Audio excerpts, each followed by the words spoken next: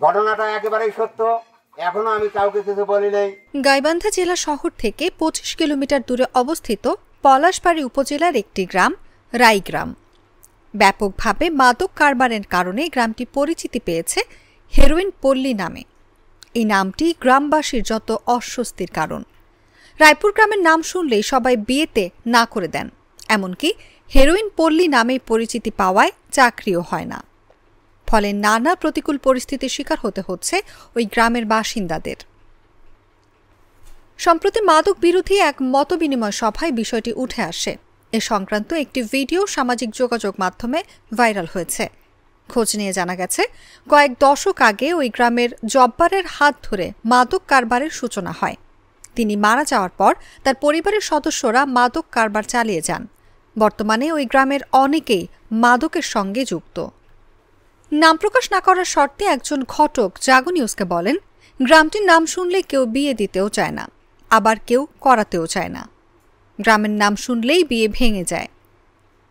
এ বিষয়ে গাইবান্ধার অতিরিক্ত পুলিশ সুপার ইবনে মিজান জাগো নিউজকে বলেন, মাদকের বিরুদ্ধে জিরো টলারেন্স ঘোষণা আছে। গ্রামটিতে মাদক বিরোধী সভা সেমিনার করে মানুষদের সচেতন করা হচ্ছে। কিছুদিনের মধ্যেই গ্রামটিকে মাদক মুক্ত করা হবে।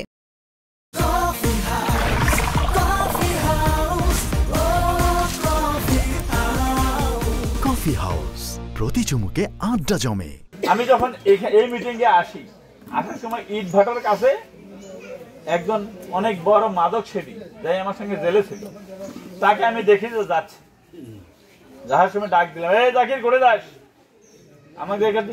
ও ভাই মিলন ভাই, তাহলে এর বলতেছে আর শ্বশুর করে চলে গেল। তাই ওকে কি জন্য আসছে আমরা জানি না।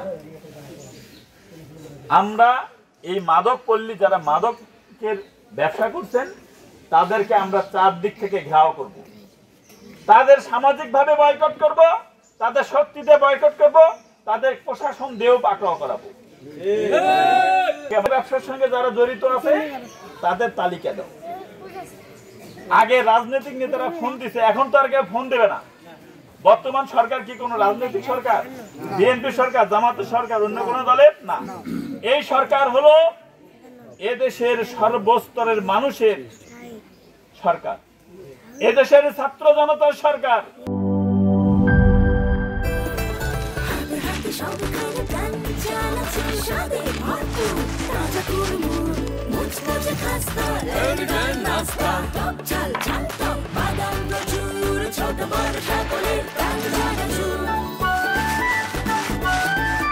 স্বাদে ভরপুর প্রাণ চানাচুর।